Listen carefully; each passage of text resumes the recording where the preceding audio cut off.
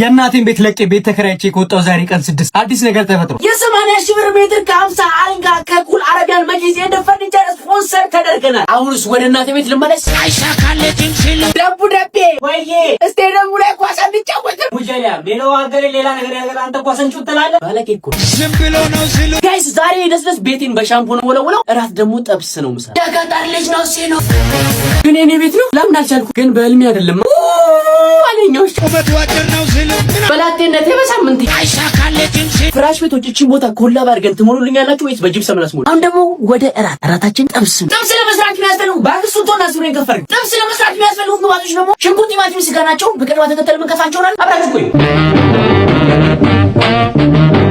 ጋይስ። ስጋችን በሚገባ እስኪ አድባተበት